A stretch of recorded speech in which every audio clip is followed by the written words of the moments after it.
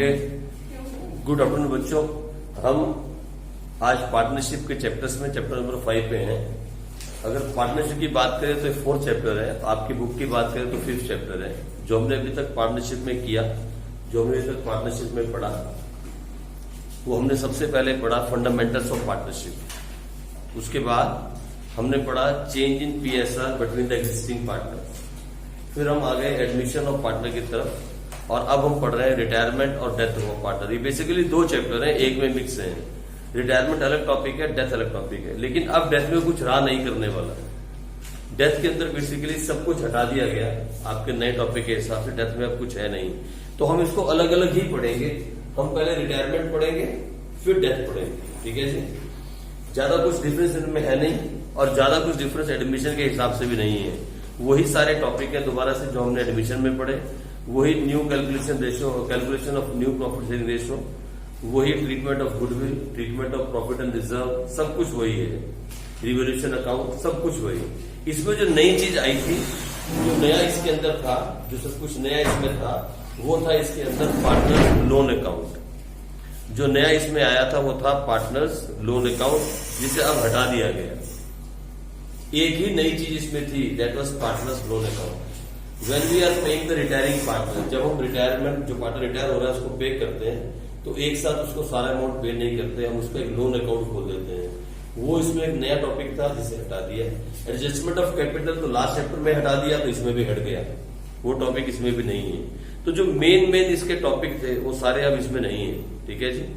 जो आपको आगे काम आने वाले टॉपिक थे वो अब इसमें नहीं है, क्योंकि जब कभी भी पार्टनर रिटायर होता है तो रिटायरमेंट होने के बाद जो कुछ भी उसका बनता है we have to give him. भाई जो जा रहा है उसको सब कुछ देना पड़ेगा। वो रिटायर हो रहा है तो जो कुछ भी उसका है, गुडविल में उसका हिस्सा है, प्रॉफिट में उसका हिस्सा, जो कुछ भी है, whatever belong to him we have to give him, हम उसे दे देते हैं, ठीक है जी। लेकिन वो एक बड़ा अमाउंट होता है, एक बहुत बड़ा अमाउंट। कभी कभी अगर अमाउंट छोटा है तो हम उसे कैश दे दें, लेकिन अक्सर 90% वो अमाउंट बड़ा रहेगा, क्योंकि उसने कई साल काम किया है ना।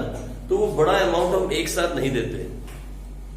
अगर हम एक साथ उसे देंगे तो वजन पड़ जाएगा बिजनेस के ऊपर, बिजनेस में उसका लोड आएगा। तो हम क्या करते हैं, उसके नाम पे एक लोन अकाउंट डाल देते हैं और उसको इंस्टॉलमेंट्स बांध देते हैं।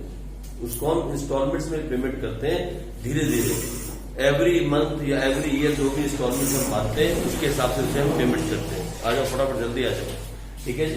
इस हिसाब से हम पेमेंट करते हैं। तो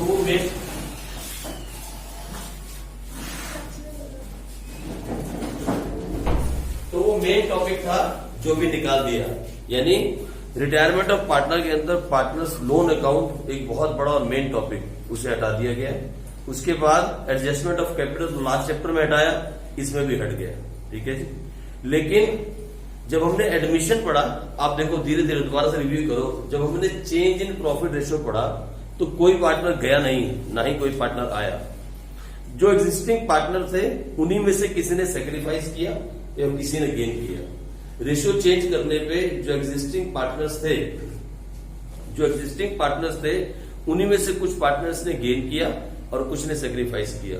जिन्होंने सेक्रीफाइस किया उनको हमने पैसा दिया, और जिन्होंने गेन किया उन्होंने अपनी जेब से पैसा निकाल दिया। यही हुआ था ना, यही कहानी हुई थी।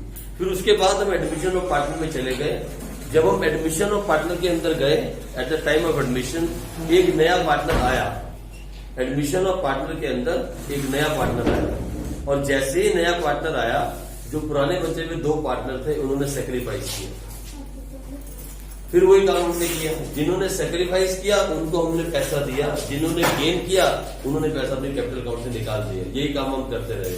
वहां पे भी हम गुडविल का ट्रीटमेंट करते रहे, इसमें भी करते रहे, यहां भी सेम काम है।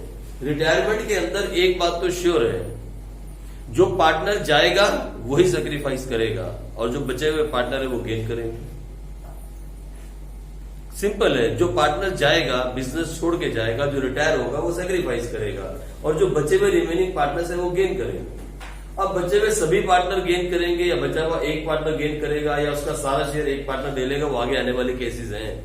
हम धीरे धीरे इसको पढ़ते रहेंगे। लेकिन रिटायरमेंट में और एडमिशन में कोई खास फर्क नहीं है।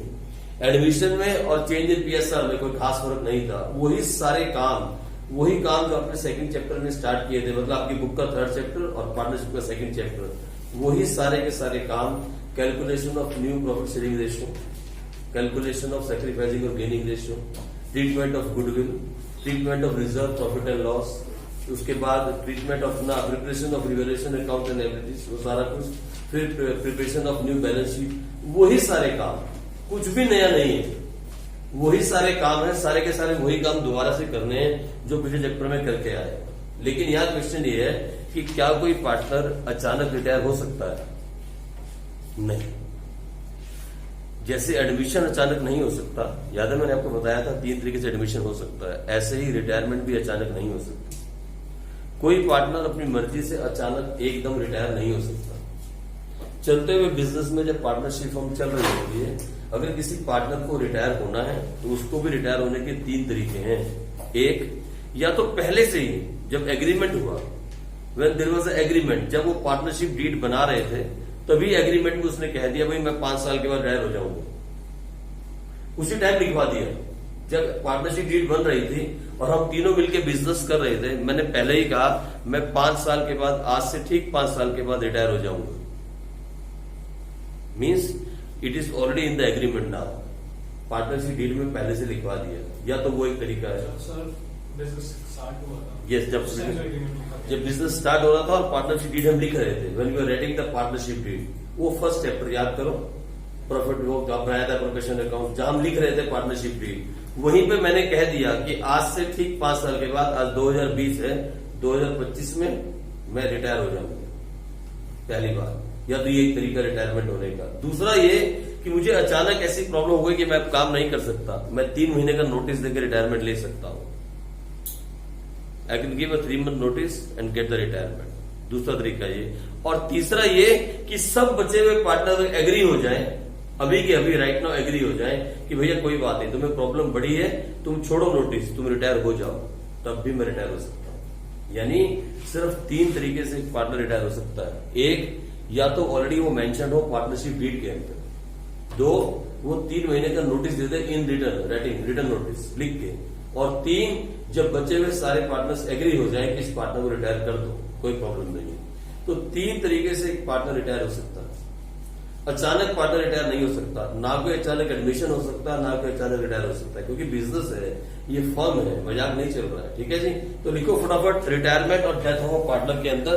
अब पार्टनर कैन रिटायर, एक पार्टनर रिटायर हो सकता है if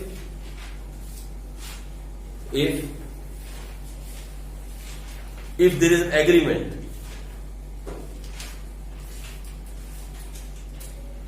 if there is an agreement in past, अगर पास्ट में ऐसा कुछ एग्रीमेंट हो रखा है।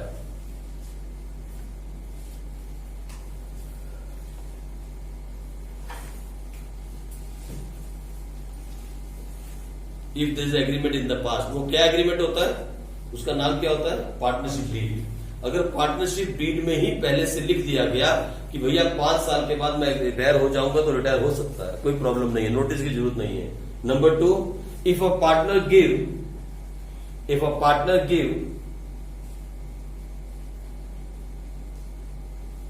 a written notice 3 months before the retirement, 3 महीने का notice they they,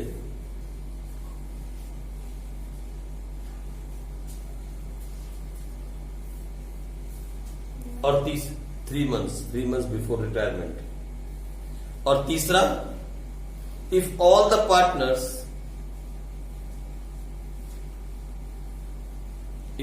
partners agree for his retirement,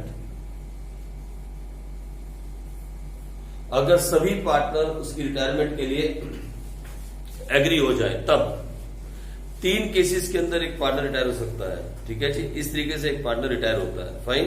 अच्छा, यहाँ एक छोटा सा टॉपिक है जो बुक में नहीं है, 1-2 बार क्वेश्चन पेपर में आया, liability of a retired partner. एक पार्टनर की क्या लायबिलिटी है। एक पार्टनर, मान लो हम 3 पार्टनर थे, ए, बी और सी, हमने मिलकर बिजनेस स्टार्ट किया, फाइन, और मैं आज रिटायर हो रहा हूं और फर्म ने लोन ले लिया, बैंक से लोन लिया हुआ है, तो मैंने रिटायरमेंट के बाद क्या मैं लायबल हूं उस लोन को पे करने में, अगर ए और बी लोन ना पे करें। Means we are 3 partners, A, B and C, हमारी एक फर्म थी, बिजनेस चल रहा था, मैंने आज नोटिस दिया और 3 महीने के बाद मैं रिटायर हो जाऊंगा, लेकिन फर्म के सिर पे एक लोन है, this is a loan on the partnership firm. ठीक है जी, ऐसा क्वेश्चन आता है पेपर, इसलिए बता रहा हूं। फर्म के सिर पे एक लोन है, मैं तो रिटायर हो गया, सी रिटायर्ड, मैं रिटायर हो गया, क्या अभी भी सी लायबल है टू पे दैट लोन? अगर ए और बी उस लोन का पैसा ना दे, अगर ए और बी रिफ्यूज करते बैंक को उसके लोन की पेमेंट करने के लिए, तो क्या सी की पर्सनल प्रॉपर्टी को अटैच किया जा सकता है? क्या सी लायबल है? ऐसा क्वेश्चन पेपर में आता है, liability of a retired partner. ऐसा बहुत बार पेपर में आया, 10 साल में से 3 बार कम से कम, लेकिन बुक में टॉपिक नहीं दिया, पता नहीं क्यों। तो लायबिलिटी ऑफ अ पार्टनर में लिखो, आप लिखो liability of a retired partner, ऐसा टॉपिक का हेडिंग दे दो, liability of a retired partner.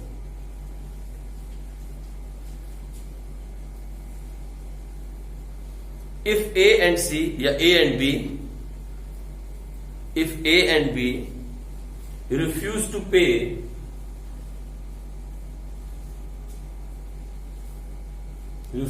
pay the bank loan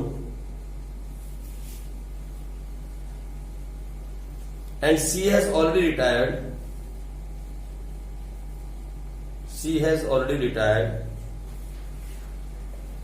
in that case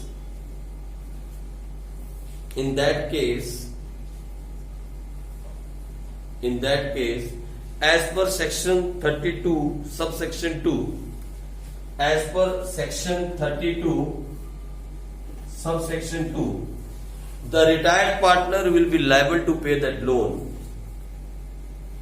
The retired partner will be liable to pay that loan. The retired partner will be liable to pay that loan if he has not given the public notice. If he has not given the public notice. यानी आप अगर एक firm से retire होते हो, you have to make it publicly, आपको उसको public notice में देना जरूरी है that I was a partner of this firm ABC Limited, now I am no more a partner. अगर आपने गलती से पब्लिक नोटिस नहीं दिया और फर्म ने पेमेंट करने से डिफॉल्ट कर दिया, your personal property will be attached. आप समझे? इसका मतलब लायबिलिटी ऑफ रिटायर्ड पार्टनर तभी खत्म होती है अगर एक रिटायर होने वाला पार्टनर रिटायरमेंट के बाद पब्लिक नोटिस दे दे। जैसे ही वो पब्लिक नोटिस देगा, उसकी लायबिलिटी खत्म हो जाएगी, नहीं तो आपको पकड़ के ले जाएंगे और आपसे पैसा निकलवाया जाएगा। ये बात याद रखना। एज पर सेक्शन 32 सबसेक्शन 2 के अंदर लिखा गया, पार्टनरशिप एक्ट के अंदर एक रिटायर होने वाले पार्टनर को पब्लिक नोटिस देना चाहिए व्हेन ही हैज रिटायर्ड। जैसे ही रिटायरमेंट ले, तुरंत एक पब्लिक नोटिस दे दे और उसके उसका काम छूट जाएगा, वो खत्म। Otherwise he will be liable, he has to pay the amount. ठीक है जी। यह हमने एज्यूम किया there were 3 partners A B and C, और उन्होंने बैंक से लोन लिया है। ठीक है जी। और ए और बी जो है उन्होंने रिफ्यूज कर दिया लोन पे करने को, और सी ऑलरेडी रिटायर हो चुका है। तो उस केस में सी क्या लायबल है? हाँ, सिर्फ तभी अगर उसने पब्लिक नोटिस नहीं दिया। कब? अगर उसने पब्लिक नोटिस नहीं दिया, अदरवाइज वो लायबल नहीं है। ठीक है जी। चलो, ये क्वेश्चन पेपर में पूछा गया, ऐसे मैंने लिखवा दिया। आओ अब आए टॉपिक्स टू बी कवर्ड। हम इसमें क्या क्या टॉपिक कवर करेंगे? इस चैप्टर में क्या क्या टॉपिक कवर करेंगे? सेम, सबसे पहला टॉपिक वही सेम है, calculation of new profit sharing ratio. ये इसका पहला टॉपिक है, कोई चेंज नहीं है, नो चेंज एट ऑल। वही न्यू प्रॉफिट शेयरिंग रेशियो निकालनी है, और फिर उसके साथ गेनिंग रेशियो।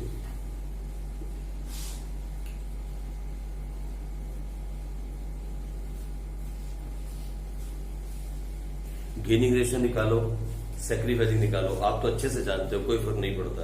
आपको अच्छे से मालूम है कौन गेन कर रहा है और कौन सैक्रिफाइस कर रहा है।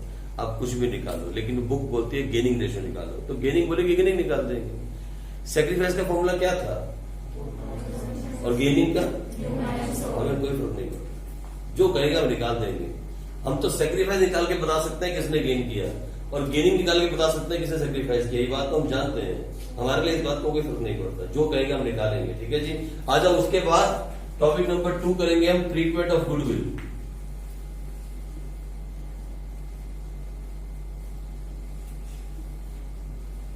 अब देखो, एडमिशन का टॉपिक आपने किया, नया पार्टनर आया, हमने कहा चाहे दुनिया यहाँ की वहां हो जाए, चाहे सारी दुनिया तबाह हो जाए, नया पार्टनर आएगा तो गुडविल आएगा।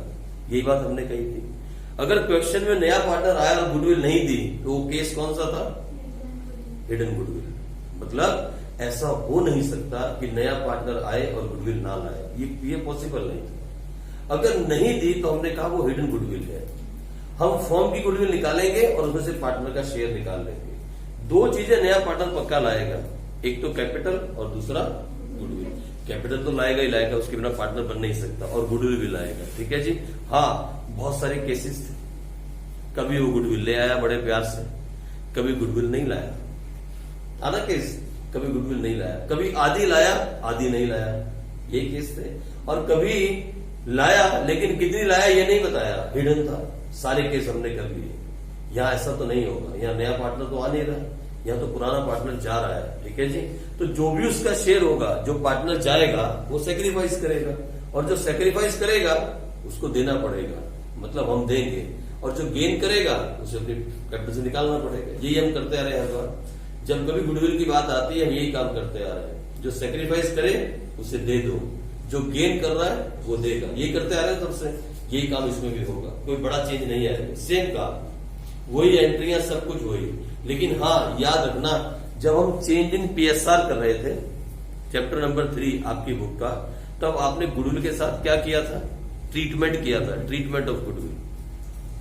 आपने उतना ही अमाउंट ट्रीट किया था जितना ओल्ड पार्टनर्स गेन कर रहे थे। याद है? एग्जिस्टिंग पार्टनर में जो गेन कर रहे थे, सारी गुडविल को डिस्ट्रीब्यूट नहीं किया था। फिर जब आप एडमिशन में आए, वहां पे आपने गुडविल के साथ क्या किया? वहां आपने गुडविल को डिस्ट्रीब्यूट किया। क्या किया? डिस्ट्रीब्यूशन ऑफ गुडविल की। कौन सी रेशो में? Sacrificing ratio. क्रेडिट किसको किया? जो सैक्रिफाइस कर रहा है। डेबिट किसको किया? जो गेन कर रहा है। यही करते रहना, ऐसे ही इसमें भी करेंगे, कोई बड़ा काम नहीं है, नो बिग चेंज। ठीक है जी। आ जाओ आगे। Next is revaluation of assets and liabilities. वही करने वाले हैं, आपको अच्छे से मालूम है कैसा करना है, ये तो आपको बहुत अच्छे से आता है सारा कुछ। Revaluation of assets and liabilities, इसको भी हम करने वाले हैं। ठीक है जी। उसके बाद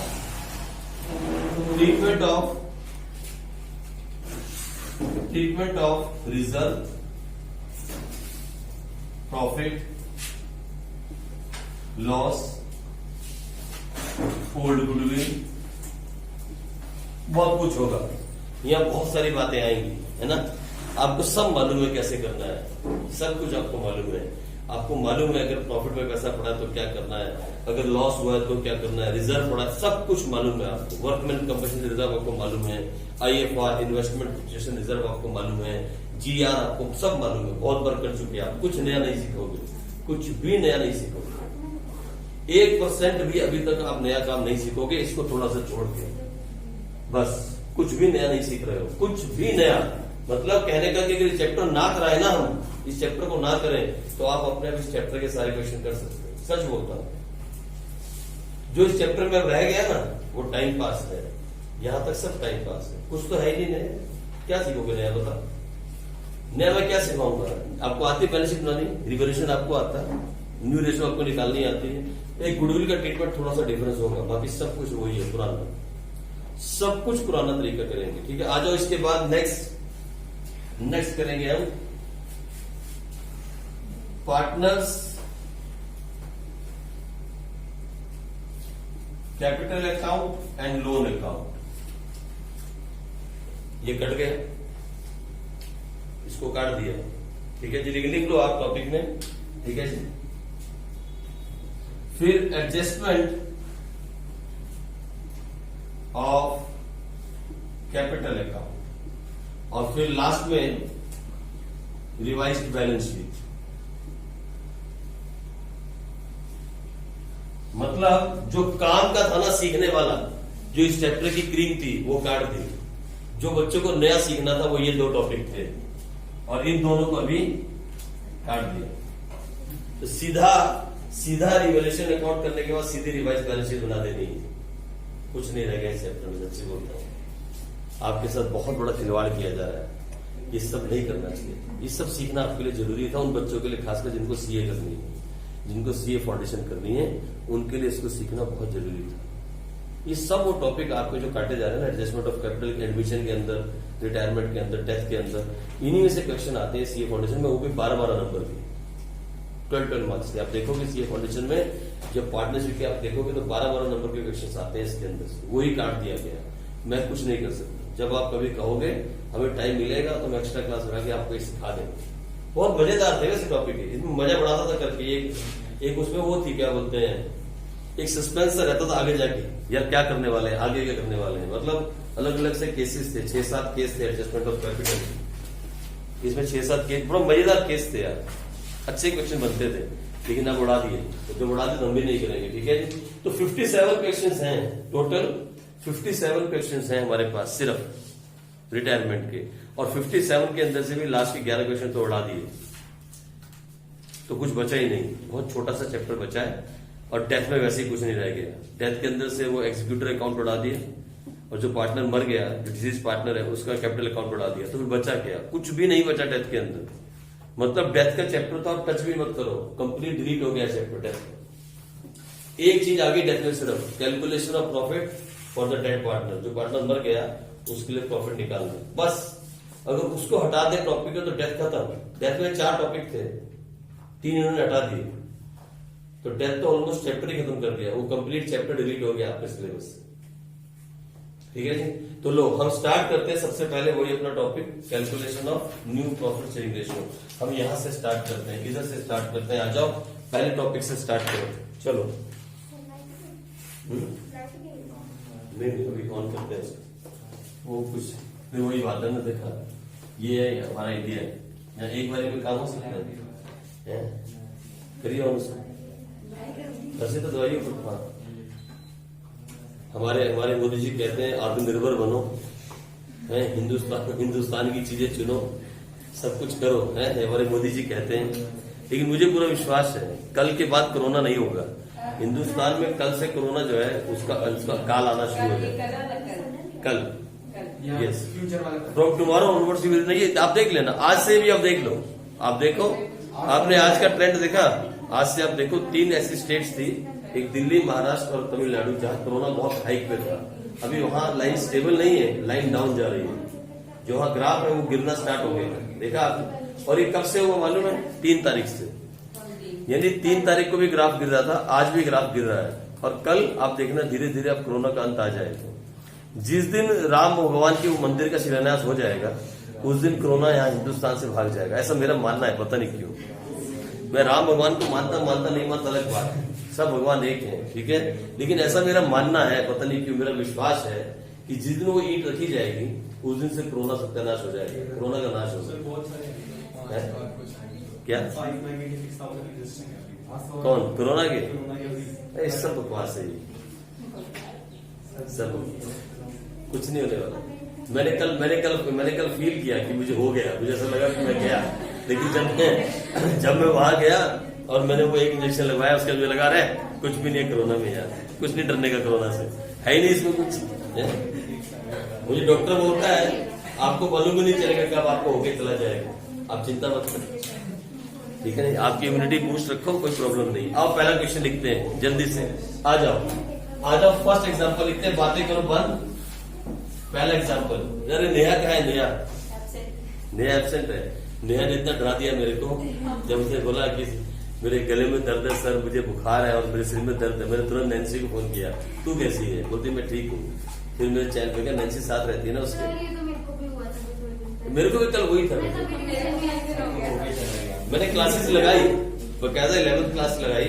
11th क्लास की ट्यूशन चल रही थी, मैं बोल रहा था, लेकिन मुझे सुबह से था, हैवीनेस थी, मैंने बोला होगा नहीं। आ जाओ स्टार्ट करें। X and Y are partners, आ जाओ फटाफट जल्दी से। X Y Z are partners sharing profit and loss in the ratio of 2:1। छोटा सा क्वेश्चन है, स्टार्ट करते हैं। आ जाओ, गौर करना। हम कर रहे हैं calculation of NPSR, new profit sharing ratio, ठीक है जी। X Y Z are partners sharing profit and loss in the ratio of 2:1। और फिर क्या हुआ? X has retired, X retire हो गया। एक्स रिटायर हुआ तो आपसे बोलता है कैलकुलेट एनपीएसआर। आप कैलकुलेट करो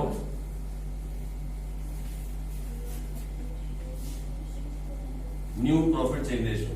देखो कितना आसान है ये कितना इजी है चैप्टर। आप देखना अभी ये 3 पार्टनर थे एक्स वाई और जेड। ओल्ड रेशियो क्या थी 2/5 2/5 1/5। ये गया, ये पार्टनर चला गया, ठीक है जी। तो फिर बचे हुए पार्टनर्स की रेशियो क्या हो जाएगी, ये हो जाएगी 2/3 और 1/3। इतना सा खेल है। ये क्या हो जाएगी 2/3 और 1/3। मतलब द न्यू रेशियो जो है between the old remaining partners क्या हो जाएगी 2:1। न्यू रेशियो क्या आ गई, ये आ गई 2:1। अरे कुछ नहीं यार, एक पार्टनर चला गया, ठीक है, और कोई इन्फॉर्मेशन नहीं गिवन है।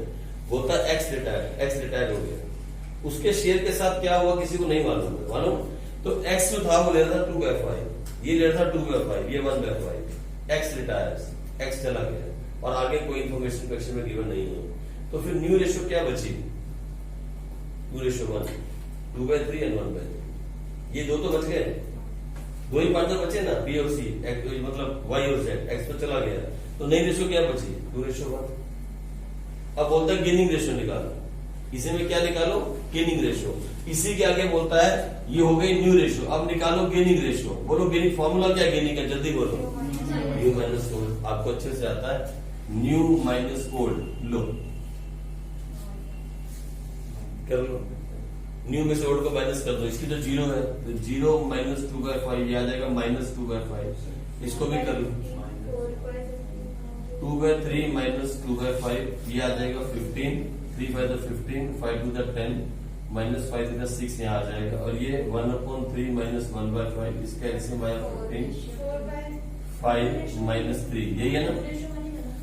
ये कितना आ रहा है 4/15, ये 2/15, और इसको भी करें 3 से तो -6/, देख रहे हो आप, देख रहे हो ये क्या आया -6/15। ये सेक्रीफाइस कर रहा है कितना -6। ये कितना गेन कर रहे हैं 4 और 2 6। ये तो शुरू से मिलाते आ रहे हैं आप। जितना ये लोग गेन कर रहे हैं 4 और 2 6, उतना ये सेक्रीफाइस कर रहा है। इसका मतलब आपका आंसर ठीक है, ये गेनिंग हो गई। क्या है इसके अंदर यार, इस चैप्टर में कुछ नहीं। धीरे धीरे क्वेश्चंस करवाता हूं आपको, चैप्टर में कुछ नहीं है, ठीक है। एक और लिखो जल्दी से, आ जाओ, एक और लिखो फटाफट जल्दी से। एबीसीआर पार्टनर्स,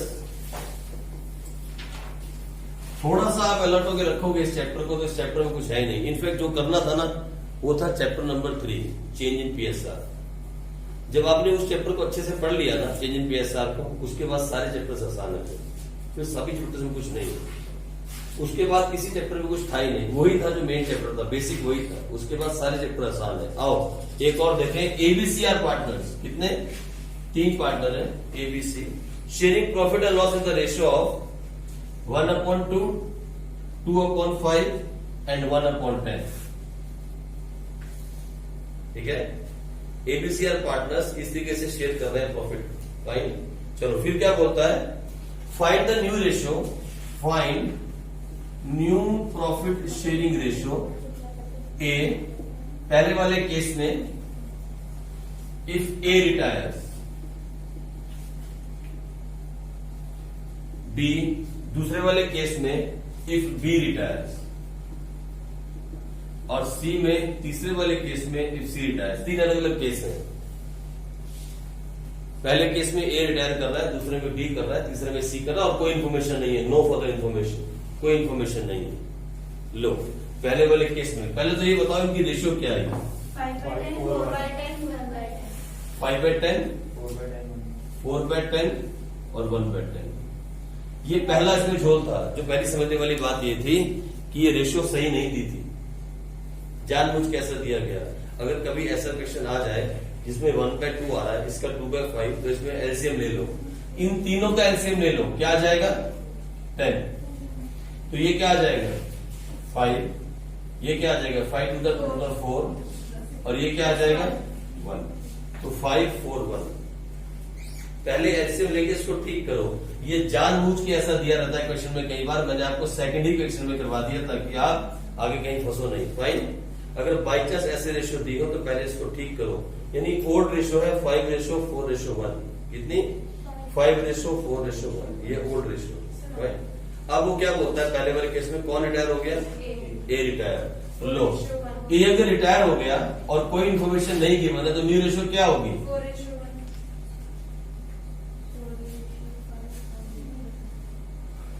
खत्म। दूसरे केस में, सेकंड केस में क्या बोलता है? सेकंड वाले केस में ये पार्टनर है ए, बी और सी, 5/10, 4/10 और 1/10। अब कौन रिटायर हो रहा है? B retire. लो, इस बार अगर बी रिटायर हो गया तो क्या रेशियो आई? 5/6 और 1/6, 5/6 और 1/6। अब ये रेशियो आ गई। ठीक है, ये लो। तीसरे वाले केस में क्या बोलता है? ए, बी और सी तीन पार्टनर, क्या रेशियो है? 5/10, 4/10, 1/10। अब कौन रिटायर हो रहा है? सी, और कोई इन्फॉर्मेशन नहीं है, तो अब क्या रेशियो आएगी? 5/9, 4/9। इश्यू समझ गए हम क्या कर रहे हैं, है ना? कुछ भी नहीं, ड्रामेबाजी कर रहे हैं, देखा जाए सही में ड्रामा सा कर रहे हैं और कुछ नहीं, मजाक कर रहे हैं। ये मजाक वाले क्वेश्चंस हैं। मतलब एक रिटायर हो गया और कोई इन्फॉर्मेशन गिवन नहीं है तो हमने ये काम किया, when there is no other information. ठीक है जी, आ जाओ आगे बढ़ते हैं, थोड़ा सा आगे बढ़े और थोड़ा सीरियस क्वेश्चन करते हैं। थोड़ा सा सीरियस क्वेश्चन पे आए, लिखो मेरे साथ। A and B are partners. In fact, A, B, C are partners. A, B, C are partners. Sharing profit and loss in the ratio 5:3:2. इसमें शेयर करते हैं। B retires. B रिटायर हो गया। ठीक है जी, अब क्या बोलता है? His share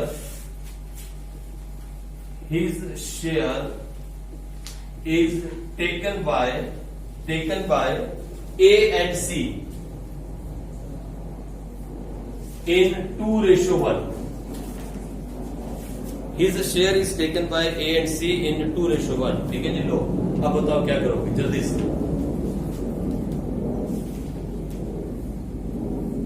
फिर करके देख लो, जल्दबाजी नहीं करो। ये देखो, ये है A, B और C, 5/10, 3/10 और 2/10 ओल्ड रेशियो। कौन रिटायर हुआ? B retire. और इसके शेयर को बांट लिया ए और सी ने, कौन सी रेशियो में? 2:1 में। बी का शेयर कितना था? 3/10। तो ए कितना ले गया? 2/3। सी कितना ले गया? 1/3। यानी इसका ओल्ड शेयर था 5/10, इसको मिल गया और 6/30। इसका ओल्ड शेयर था 2/10, इसको और मिल गया 3/10। निकाल लो।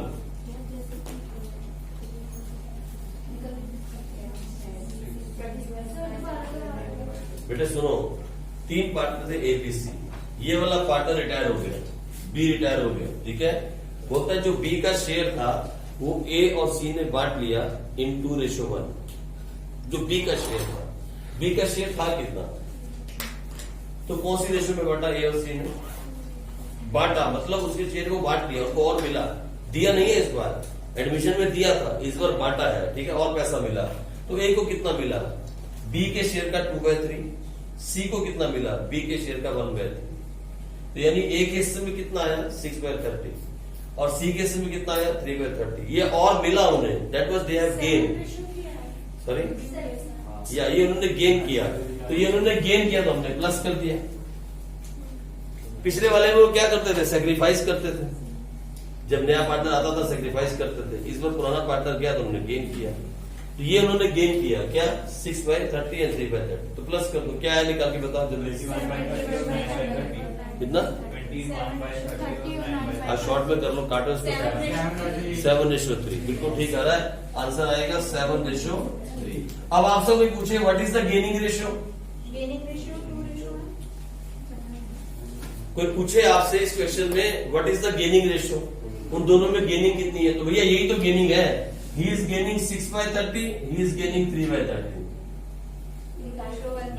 यही तो गेनिंग है। और ये कितना आ जाएगा? 6:3। यही आ जाएगा 6:3। या बोलो आप क्या? 2:1।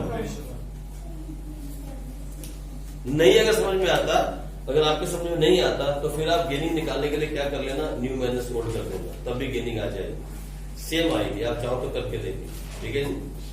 आप चाहो तो इसे करके देख लेना, सिंपल है, कुछ नहीं किया। मैंने कहा बी रिटायर्स, बी रिटायर हुआ और जो बी का शेयर था वो ए और सी ने आपस में बांट लिया, इक्वल नहीं बांटा। कौन सी रेशो में बांटा, 2:1 में। 2:1 का मतलब क्या होता है, 2/3 और 1/3, यानी जो बी का शेयर था उसका 2/3 ले गया ए और जो बी का शेयर था उसका 1/3 ले गया सी। लेके गया मतलब उन्हें एडिशन हुआ, गेन हुआ, उनको कितना गेन हुआ, 6/30 और 3/30 गेन हुआ। तो ओल्ड रेशो में प्लस कर दो, उन्होंने गेन किया है, ये पार्टनर के जाने से उनको गेन हुआ है तो हमने प्लस कर दिया। प्लस करके क्या निकल गई, न्यू रेशो निकल गई। फिर न्यू में से ओल्ड को माइनस करोगे, दोबारा से क्या आ जाएगी, गेनिंग रेशो आ जाएगी। आप ऐसे निकाल सकते हो, ठीक है जी। आ जाओ एक और क्वेश्चन करते हैं, एक और करें। लिखो एबीसीआर partners, ABCR partners sharing profit and loss in the ratio of 2:2:1. ABCR partners sharing profit and loss in the ratio of 2:2:1. B retires, B जो है वो रिटायर हुआ, B retires and his share is taken by C only. लो अब answer निकाल देना आप। 2:1. क्या है, 2:3.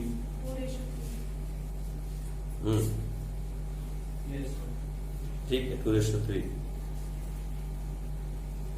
जिन बच्चों का नहीं आ रहा उनका आंसर आना चाहिए। आ गया आंसर। अब सारा शेयर कौन ले गया, उसका सी ले गया, तो सी ने गेन किया, ठीक है जी। और गेनिंग रेशो में क्या आएगा, वही सेम आएगा जो इसका सी का है, और तो कुछ आएगा नहीं, ठीक है जी। सी ने गेन किया, बाकी उसने सेक्रीफाइस किया, ठीक है। लो जी, हो गया क्वेश्चन, आ गया 2:3, सबका आ गया आंसर सच्ची ईमानदारी से। इधर लीजा, आ गया आंसर। पता है अकाउंट्स एक ऐसी चीज है लीजा, अगर तुम इसे रोज ना पढ़ो तो विद इन अ वीक आप अकाउंट्स को भूल जाते हो। अगर एक हफ्ते के लिए अकाउंट्स की बुक को मत छोड़ो, मैं सच बोलता हूं, एक वीक के लिए अजमा के देख लेना। आप कोई भी चैप्टर को पढ़ लो, एक वीक के लिए बुक्स को टच मत करना अकाउंट्स की। कल मैं कुछ क्वेश्चन करके भेजे मेरे शाम को, देखा आपने, 80, 79, 81, मैं सिर्फ टाइम पास कर रहा था, सिर्फ टाइम पास, वैसे बिना बात के। मैं और भी करता, लेकिन फिर एक पेरेंट्स आ गए, फिर वो उनको उसको मैथ्स की ट्यूशन चाहिए थी, उसके लिए मैं बात करने लग गया, नहीं तो मैं और भी करता रहता लाइन में। मैं सिर्फ टाइम पास करने के लिए क्वेश्चन कर रहा था। जब मुझे बोर हो ना, बोर कहीं पे बोर लगे, मैं टीवी नहीं देखता हूँ, सच्ची कहता हूँ। अभी भी मैं क्वेश्चंस कर लेता हूँ, मैं अकाउंट्स के क्वेश्चन बिना बात के सॉल्व करता रहता हूँ, बिना किसी उसके, आपकी बुक के, दूसरी बुक के, किसी और बुक के, वैसे ही बहुत सारी बुक्स हैं, मैं क्वेश्चन सॉल्व करता रहता हूँ अकाउंट्स में। मुझे अच्छा लगता है, क्योंकि मैं इसी काम में हूँ ना, तो मुझे अच्छा लगता है ये काम करना। पहले नहीं करता, जब मैं नौकरी कर रहा था तब मैं ये काम नहीं करता था, लेकिन अब मैं ये काम करता हूँ। मैं जब कभी मेरा दिल दुखी रहे ना, मैं क्वेश्चन सॉल्व करता हूँ अकाउंट्स, बिना किसी बात के। नहीं निकल जाते हैं आराम से, नहीं निकले तो घुमा तोड़ा के निकाल ही लेते हैं हम, ठीक है। इधर तो हम कर लेते हैं कि आंसर निकल जाए। तो मैं आपको क्वेश्चन सॉल्व करके भेज रहा था, और मैंने अभी आज भी भेजूंगा कुछ, आगे भेजता रहूंगा। मैं रोज क्वेश्चन सॉल्व करके आपको डालता रहूंगा। आप डेली कम से कम 5 क्वेश्चन अकाउंट्स के करने की आदत डाल लो। हर रोज के 5 क्वेश्चन अकाउंट्स के करने की आदत अभी भी डाल लो, तो आप 70% मार्क्स लेके अकाउंट्स में पास हो जाओगे। 70% मार्क्स। अगर आज भी आपको मालूम है कितने दिन बचे अकाउंट्स के पेपर में, किसी को मालूम है बात? आपने गिने नहीं अभी तक? गिन लो। मैं पहले आपको मालूम है लास्ट ईयर बच्चों को भेजा करता था, this many days left, please wake up. और यहाँ भी लिखता था उस कोने में, डेज लेफ्ट। अभी बहुत जल्दी मैं स्टार्ट करूंगा लिखना यहाँ पे, डेज लेफ्ट। आप समझो मेरी बात, ये देखो कि 6 तारीख को अकाउंट्स का पेपर होता है, 6 मार्च को। आप 28 फेब मत गिनना। अगर 28 फेब तक गिनो तो कितने महीने बचे हैं? आप अगस्त में एंटर कर चुके, मालूम है आपको? अगस्त, सितंबर, अक्टूबर, नवंबर, दिसंबर, जनवरी और फरवरी, 6 महीने। 6 है? अरे 1 महीना मत गिनो बीच में, फेब का महीना मत गिनो। और फेब का महीना तो सारा आपकी प्रिपरेशन में निकल जाता है ना। इंग्लिश प्रिपरेशन करनी होती है, ये करना, वो बहुत सारे काम होते हैं उसमें, बहुत सारी ड्रामेबाजी होती है। तो टोटल 7 महीने हैं, टोटल 7 यानी 210 दिन।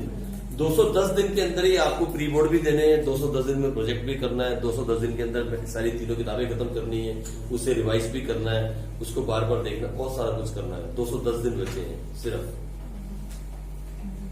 हमारे पास, टोटल पढ़ाई के 210 दिन है सिर्फ और सिर्फ फाइनल पेपर में। ठीक है, अब देख लो आप किस हिसाब से पढ़ना चाहिए और कितने क्वेश्चन हैं। अगर आपके पास टाइम है ना तो आप पता क्या करो, किसी दिन अगर खाली बैठे हो, घर में कुछ प्रोग्राम है और खाली बैठे हो, जितने भी बुक में क्वेश्चंस है ना, प्रैक्टिकल, इलस्ट्रेशंस और एडिशनल, सबको टोटल करते जाओ। दोस्त बैठ जाओ 2 इकट्ठे होके, तू बोल मैं लिखती हूँ, चलो शुरू हो जाओ। फर्स्ट चैप्टर से स्टार्ट हो जाओ पार्टनरशिप के, उसके बाद वो एनपीओ, उसके बाद इश्यू ऑफ शेयर्स, डिबेंचर्स, जो भी आपके टॉपिक में है जो कट गए उनको निकाल देना। आप देखोगे ऑलमोस्ट एवरी डे की एवरेज आती है 15 क्वेश्चन की। 15 क्वेश्चन की एवरेज आती है आपको, अगर डेली अकाउंट्स को पढ़ना है 15 क्वेश्चन की एवरेज आती है, 15 क्वेश्चन। अगर एक बार अकाउंट्स करना है, सिर्फ एक बार, तो आप हिसाब लगाओ कि एक बार करके नंबर आ जाएंगे अकाउंट्स में। खैर अब तो नंबरों का चक्कर ही खत्म कर दिया गवर्नमेंट ने, अब तो नंबरों का चक्कर ही खत्म है, अब तो नंबर्स का चक्कर नहीं। फिर भी सीखना तो आपको जरूरी है, नॉलेज तो फिर भी चाहिए, है ना। नॉलेज तो है। क्या कह रही, कितने खुश है? नहीं, ग्रेड फिर भी सिस्टम ही खत्म, कोई नंबर नहीं, कोई ग्रेड नहीं, बस पढ़ो और पास हो जाओ। कौन फर्स्ट आया कौन सेकंड आया कोई नहीं बताने वाला। इस साल तो बताएंगे, लेकिन अगले साल से नहीं। कौन फर्स्ट आया कौन सेकंड आया किसी को कुछ लेना नहीं है, बस पास हो जाओ। ठीक है, सिर्फ पास हो जाओ और कुछ नहीं करना। आ जाओ, चलो ये हो गया क्वेश्चन खत्म, आगे चले, आ जाओ आगे चले। तो आप कम से कम 5 क्वेश्चन रोज अगर करोगे तो 70% मार्क्स ले जाओगे। 10 क्वेश्चन रोज करोगे तो 75% मार्क्स ले जाओगे, और अगर 20 क्वेश्चन रोज करोगे तो 85% मार्क्स ले जाओगे। और किसी बच्चे ने अगर 20 से ज्यादा क्वेश्चन रोज किए तो 100% 90 प्लस में जाएगा, 100% 90 प्लस में जाएगा, अगर 20 क्वेश्चन से ज्यादा रोज करेगा अकाउंट्स। अब वो कौन से क्वेश्चन करने हैं वो आपकी सिरदर्दी है। 20 बड़े आप कर नहीं सकते, 20 बड़े क्वेश्चन आपको करने में बहुत टाइम लगेगा। एक को करने में अगर 15 मिनट भी आपके लगे तो आपको बहुत टाइम लग जाएगा 20 क्वेश्चन करने में, ऑलमोस्ट 300 मिनट लग जाएंगे रोज के, यानी 5 घंटे के आसपास। वो आप कर नहीं सकोगे। इसीलिए मैं आपसे कहता हूं कि जो छोटे बड़े क्वेश्चन मिला के बैलेंसिंग करो, छोटे और बड़े क्वेश्चन को मिलाओ, बैलेंसिंग करो। एक बार लिख के देखो चैप्टर वाइज कितने क्वेश्चंस हैं, ऐसे 3 कॉलम बनाओ। चैप्टर का नाम पर्टिकुलर्स में लिखो या लिखो इलस्ट्रेशंस, प्रैक्टिकल, एडिशनल। एक दिन के लिए बैठ जाओ दोस्त के साथ, मुश्किल से आधा घंटा लगेगा, सारी किताबें इकट्ठे रख के बैठो, आप पूरी लिस्ट तैयार कर लोगे, आधे घंटे में लिस्ट रेडी हो जाएगी। ठीक है, you will be having total number of question जो आपके सामने हैं, फिर उसको मल्टीप्लाइड बाय 3 कर देना। जितने टोटल क्वेश्चन आए उसको मल्टीप्लाई बाय 3 करना, क्योंकि 3 से कम करोगे तो आपके नंबर नहीं आएंगे, मतलब 3 बार से कम, तो मल्टीप्लाई बाय 3 कर देना। मल्टीप्लाई बाय 3 इसलिए कह रहा हूं कि कुछ क्वेश्चन को 5 बार भी करना पड़ेगा, तो मल्टीप्लाई बाय 3 कर देना, फिर उसको डिवाइड बाय डेज कर देना, जो डेज बच गए आपके सामने आंसर आ जाएगा। मैं क्या बोल रहा हूं, आप देखोगे कि आंसर आएगा 15 क्वेश्चन हर रोज के। क्या आप 15 क्वेश्चन अकाउंट्स के रोज कर रहे हो? बात यहां खत्म हो जाती है। क्या आप डेली 15 क्वेश्चन अकाउंट्स के करते हो? नहीं, बहुत कम बच्चे हैं जो करते हैं डेली 15 क्वेश्चन। 15 क्वेश्चन से मतलब होता है ऑलमोस्ट आधा topic, almost half the topic. कुछ तो टॉपिक ऐसे हैं जिनमें 15 क्वेश्चन भी नहीं है। देखिए आपने कुछ टॉपिक छोटे छोटे बीच में ऐसे हैं जहां 15 क्वेश्चन है ही नहीं। तो 15 क्वेश्चन आप रोज अकाउंट्स के पढ़ते हो, अगर पढ़ते हो तो फिर आप गारंटेड 80-85 के बीच में आओगे। लेकिन अगर आपको 95 से अबव चाहिए तो कम से कम भी वही 5 घंटे अकाउंट्स पढ़ने की बात हो गई। अगर आप कम से कम भी 90 प्लस में जाना चाहते हो, 95 प्लस में जाना चाहते हो, तो फिर आपको कम से कम 20 से 25 क्वेश्चन रोज अकाउंट्स के करने हैं। इतना दिमाग में डाल दो, ठीक है जी। अब 20-25 करोगे ना तो आपके सारे चैप्टर रिवाइज करने में आपको 2 वीक लगेंगे, सिर्फ 2 वीक। जितने चैप्टर हमने कर दिए ना अभी तक सारे रिवाइज हो जाएंगे पूरे क्वेश्चन 2 वीक के अंदर। बोलो ना, अगर 20 क्वेश्चन रोज के हुए तो 2 वीक में कितने हो गए? 1 वीक में कितने हुए? अगर 20 रोज के किए तो 140, और 2 वीक में क्या 20 क्वेश्चन हैं जो हमने अभी तक किए इंपॉर्टेंट वाले? है 20? बताओ। अगर प्रॉफिट लॉस फंडामेंटल्स की बात करें, प्रोफेशनल वाले चैप्टर की बात करें, चेंज इन पीएसआर की बात करें, एडमिशन ऑफ पार्टनर की बात करें, अगर तीनों चैप्टर्स को जोड़ लिया जाए और उसके इंपॉर्टेंट क्वेश्चंस को एक बार देखा जाए तो क्या 280 क्वेश्चंस हैं? पूरी पार्टनरशिप की बुक में 280 नहीं है इंपॉर्टेंट क्वेश्चंस, इंपॉर्टेंट नहीं है। तो 2 वीक के अंदर बुक रिवाइज हो जाती है अगर रोज के 20 क्वेश्चन कर लेते हो तो। लेकिन पढ़ता कोई है नहीं, नंबर हर एक को चाहिए, प्रॉब्लम ये है हर एक आदमी नंबर चाहिए, पढ़ेगा कोई नहीं। आ जाओ एक और लिखें, एबीसीआर पार्टनर्स, ये लो, A B C are partners sharing profit and loss in the ratio of 1/2, 3/10 and 1/5। A B C are partners sharing profit and loss in this ratio. B retires, B retire हो गया,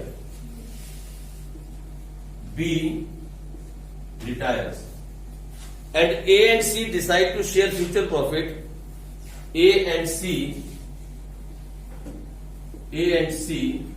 decide to share future profit in 3:2।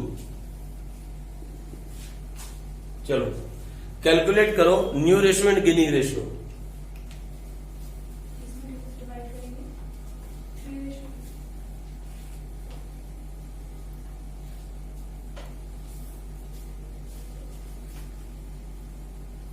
तो पहले इस ratio को ठीक कर लो, कितनी आई? 5/3 लो जी, 5/10, 3/10, 2/10। ये तो ओल्ड हो गई। न्यू क्या आई? गेनिंग रेशियो है 1।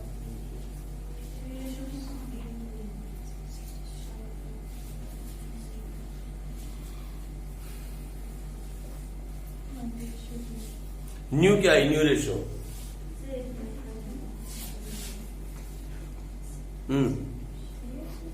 न्यू रेशियो क्या आई? हाँ इशू क्या? 24 और 26। न्यू रेशियो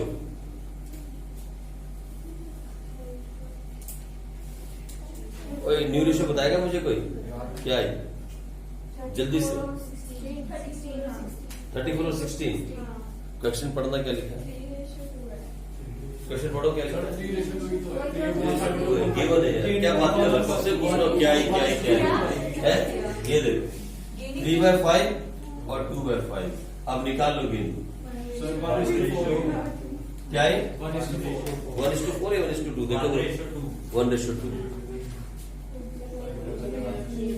आप भी चौंक जाते हो बिना बात के, क्वेश्चन नहीं पढ़ रहे हो, पता नहीं क्या क्या सॉल्व कर रहे हो। अरे साफ साफ लिखा है, ये देखो इधर बी रिटायर्स, इधर देखो दीदी जी आप कैलकुलेशन करो, इधर देखो B retires A and C decide to share future profit in 3:2। साफ साफ गिवन है दैट ए और सी की फ्यूचर रेशियो क्या है? 3:2।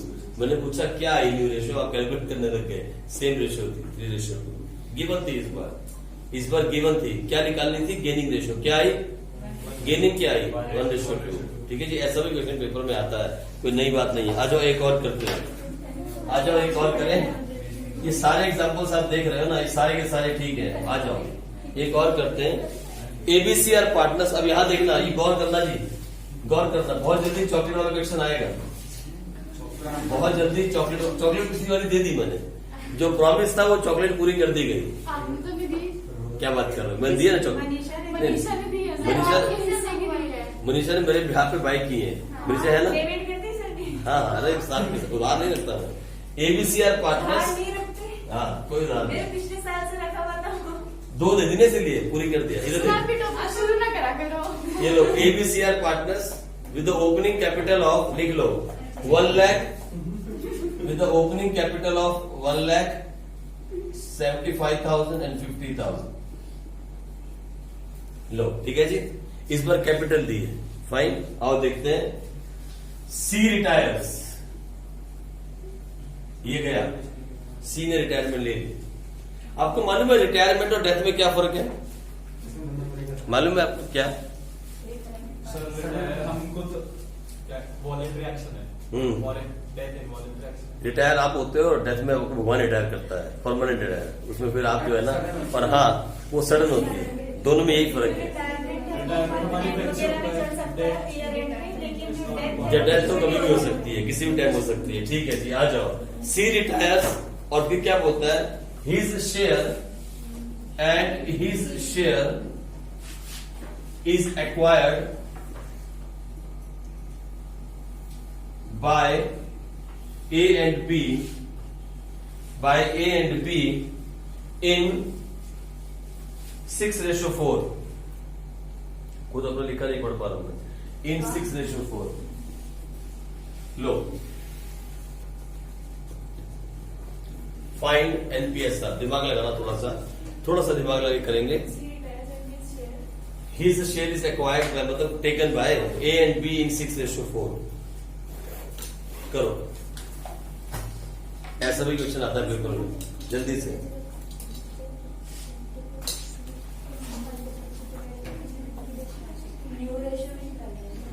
हाँ, न्यू रेशियो निकालनी है और गेनिंग रेशियो निकालनी है, दोनों निकालनी है। न्यू भी निकालनी है और गेनिंग भी निकालनी है। न्यू रेशियो भी निकालनी है और गेनिंग रेशियो भी निकालनी है। 6:4 तो है ही वो रेशियो।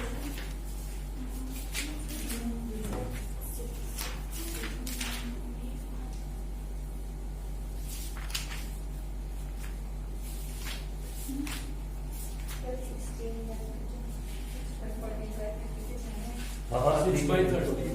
छोटा कर ले इसको, सिंप्लीफाई कर ले। क्या रहता है, 16/8 8:7। हाँ ठीक, गेनिंग निकालते हैं। हाँ जी, क्या आया न्यू रेशियो? न्यू रेशियो क्या आया? न्यू रेशियो क्या आई? 52/90 और 8/90। कैसे? नहीं, 38/90। 26 और 90।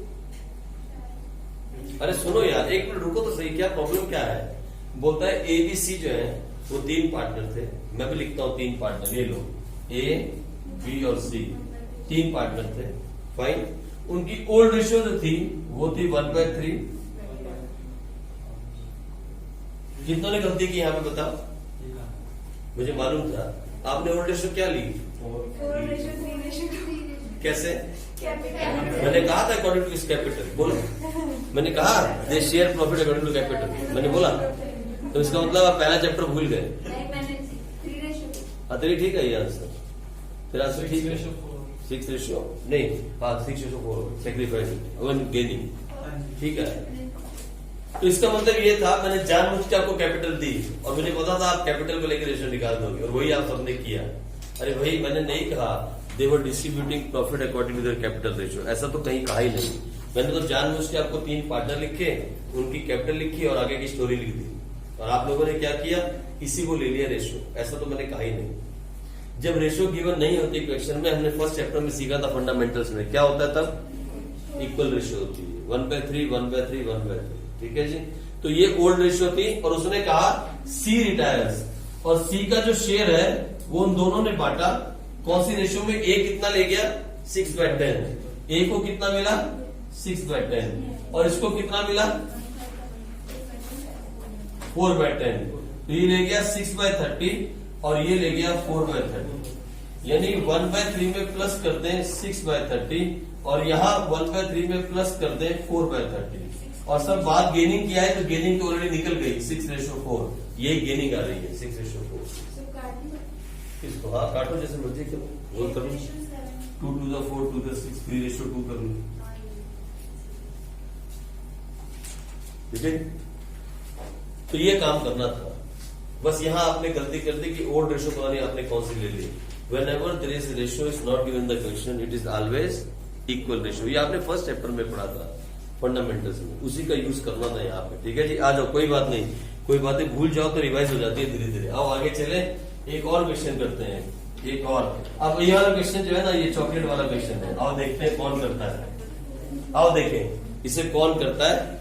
ये वाला क्वेश्चन नहीं, ये नहीं, इसके अगले वाला, इसके अगले वाला चॉकलेट वाला, ये वाला नहीं, इसके अगले वाला पक्की बात। ये देखो, XYZ are partners, XYZ are partners sharing profit and loss in the ratio 4:3:2।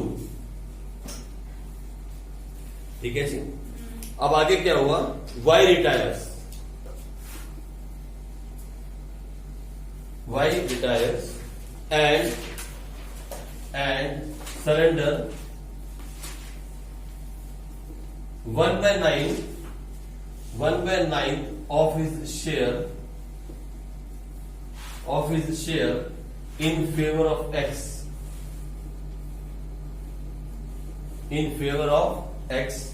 And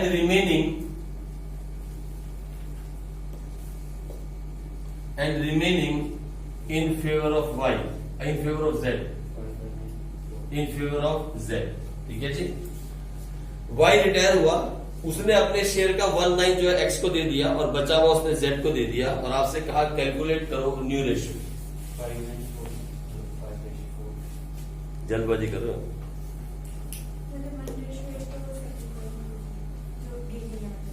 जल्दी नहीं है, अच्छा क्वेश्चन है, थोड़ा सा तो कैलकुलेशन करनी पड़ेगी इसके। क्या रही न्यू रेशियो तेरी? सब सिंप्लीफाई कर दे, सिंप्लीफाई करके क्या रही है? ना, गलत, दोबारा करो। थोड़ा सा दिमाग वाला क्वेश्चन है, थोड़ा सा आपको थोड़ा सा जो है इसको कैलकुलेशन करनी पड़ेगी इसके अंदर। पहला जो गेनिंग रेशियो वो तो हो जाएगा 1:8 है ना? क्या? हाँ 1:8, 3:24 आ रही है। हाँ ठीक है। न्यू रेशियो निकालो फटाफट, फिर खत्म करें इसको आज की क्लास में जल्दी से। ये देख लो, ये है X, Y और Z, ये शेयर है 4/9, 3/9 और 2/9। ये रिटायर हुआ, Y रिटायर्स, ठीक है, ये रिटायर हो गया। और क्या बोलता है? Y रिटायर्स एंड सरेंडर मैंने दिया, सरेंडर किया 1/9 of his share in favour of X। अपने शेयर का 1/9 उसने X को दिया, उसका शेयर है कितना? 3/9। इसमें से कितना दे दिया? 3/9 का कितना? 1/9। किसको दिया? 30:40, ठीक है। इसका 1/9 किसको दे दिया? उसने X को दे दिया, तो कितना हो गया? 3/81। यानी X को कितना मिल गया? 4/9 प्लस, ठीक है जी। और जो बच गया, जो उसका शेयर बच गया, वो जो बचा हुआ शेयर था वो उसने किसको दे दिया? Z को दे दिया। वैसे बचा कितना? बचा कितना? मतलब Y का टोटल शेयर तो 3/9 था, ठीक है। ये Y का टोटल शेयर था 3/9, इतना उसने X को दे दिया।